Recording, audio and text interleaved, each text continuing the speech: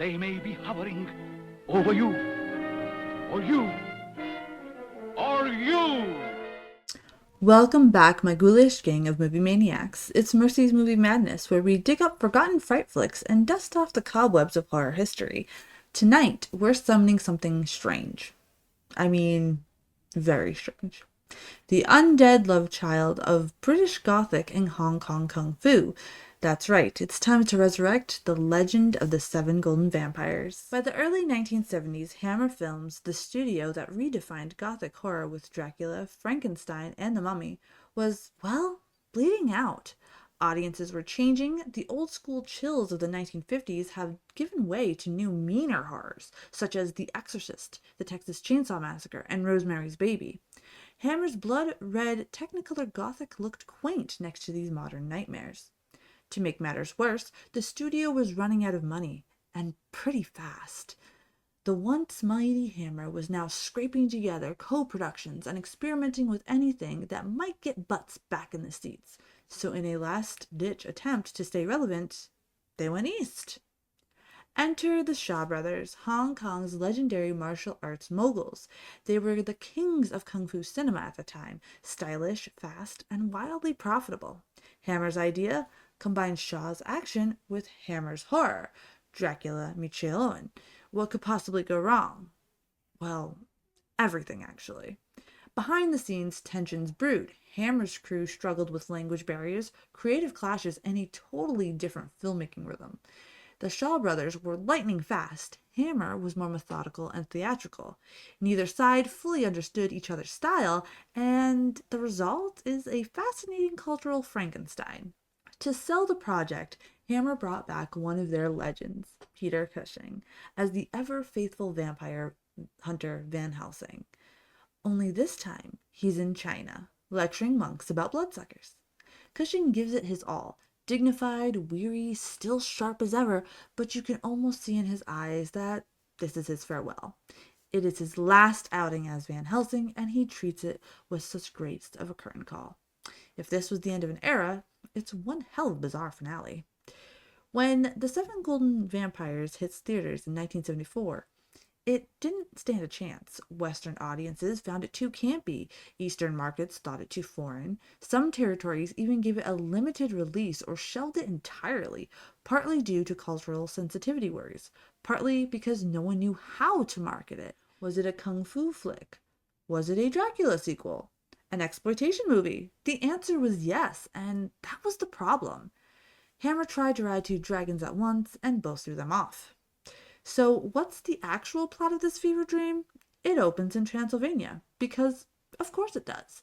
A Chinese priest revives Dracula, who promptly takes over his body and heads to China to command an army of 7 golden-masked vampires. Van Helsing, meanwhile, travels east with his son and some locals to battle the undead. It's Indiana Jones meets Shawscope meets Count Dracula. The movie jumps wildly between gothic horror and kung fu mayhem. One moment you've got eerie tombs and fog-drenched rituals. Next, monks flipping through the air with spears. It's bizarre, it's totally chaotic, but it's also kind of brilliant. It's the world's first real horror action fusion long before anyone thought to combine vampires and martial arts seriously. Let's talk about those golden vampires. Their decayed faces, ornate masks, and skeletal movements, all practical effects, done with Hammer's trademark gory flair. You can see the budget strain, sure, but also the creativity. Cheap does not mean lazy. It's pulpy, it's expressive, and it's drenched in that weird 70s color palette we horror fans adore. Then there's the cultural clash between British actors delivering Shakespearean gravitas while Chinese fighters do wire fu in the same scene. Sometimes it feels disjointed and sometimes it feels absolutely electric. It's awkward and awesome. The cinematic equivalent of Dracula trying to do a roundhouse kick. Spoiler, he doesn't. But oh man, I kind of wish he did. Decades later, people realized Seven Golden Vampires was ahead of its time. Before Blade, before Underworld, and before the 2004 Van Helsing movie, this film mixed monsters with martial arts. It laid the groundwork for modern horror action, sleek, stylish, and unafraid of being absurd.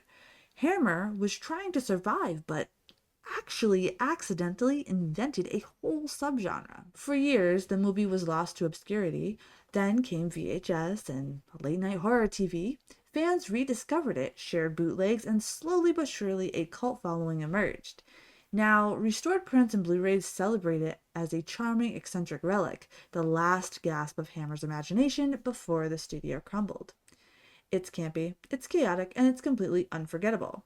The kind of film you show your horror-loving friends just to watch their brain short-circuit and then smile because they secretly, deep down, and I mean way deep down, they loved it. This film is pure 1970s exploitation energy, sex appeal, violence, genre mashing. It's cinema without rules. Everyone was chasing trends: kung fu, horror, softcore, and grindhouse. Studios were desperate, and audiences were adventurous. And that mix gave us movies like this: flawed, fearless, and fascinating. It's what happens when art meets survival, and sometimes that's when cinema gets its sharpest fangs. Today, The Legend of the Seven Golden Vampires stands as a reminder that horror never dies. It just changes its accent, swaps castles for temples, and learns kung fu. It's the weird, undead experiment that refused to stay buried, and that's exactly why we love it. I, myself, personally love this movie.